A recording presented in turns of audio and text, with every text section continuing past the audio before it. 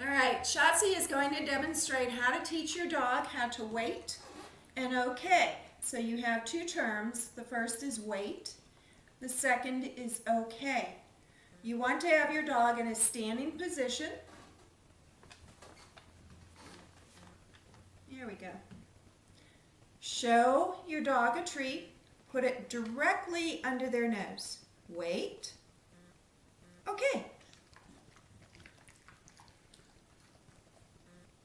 Again. Wait. Okay.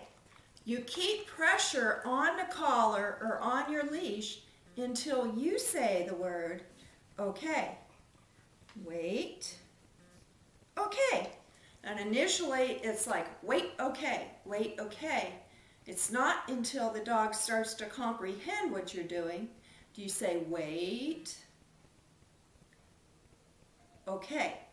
So you extend the time. Wait. Okay.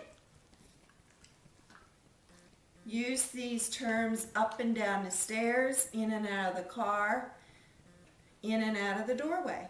Wait. Okay. You don't use treats going in and out of the doorway because going outside could be an environmental reward and the dog's looking forward to going outside. Oops. Wait. Okay. So that's how you teach wait and okay.